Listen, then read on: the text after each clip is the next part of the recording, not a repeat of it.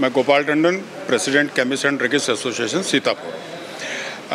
मैं सबको बताना चाहता हूं कि हमारे जनपद सीतापुर का ये सौभाग्य है कि उत्तर प्रदेश की जो हमारी संस्था है, organisation of chemist and druggist Uttar Pradesh, उसके लगभग 72 जनपदों से सीतापुर में लोगों का प्रतिनिधियों का आने का कार्यक्रम है।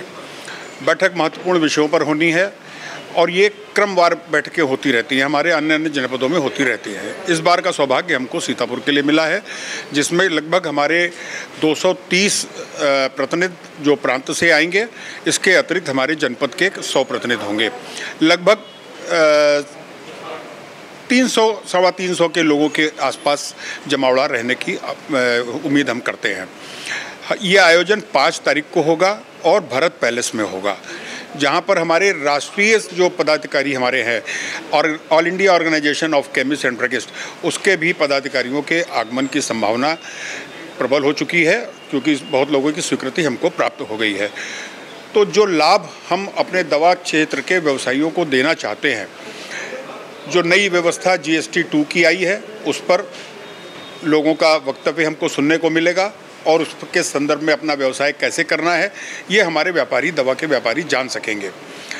बहुत से changes drug and cosmetics act में भी हैं, उनके विषय में भी वहाँ पर हम लोगों को कार्यशाला के माध्यम से जानकारी दी जाएगी, जिसका लाभ संपूर्ण प्रदेश को हो सके। क्रेताओं का संगठन है, चाहे वो AIOCD हो, all India organisation of chemist and druggist, इसके 12.5 लाख सदस्य हैं, उसमें हम लोग सब शामिल होते हैं। और उसका उत्तर प्रदेश का एक संगठन है, organisation of chemist and druggist. केवल उन्हीं के सदस्य, जो कार्यकारिणी के सदस्य हैं, उन्हीं लोगों का आगमन, उन्हीं लोगों की उपस्थिति इस बैठक में हो सकती है, किसी कंपनी की नहीं। GST के लिए हमारा प्रयास है कि हम प्रदेश के सरकार से कोई ऐसे ऑफिसर को बुला सके जो GST 2 के बारे में हमको पूरी जानकारी दे सके। प्रयास चल रहा है, जिसकी भी स्वीकृति मिल जाएगी, उनका आगमन सीतापुर में होगा।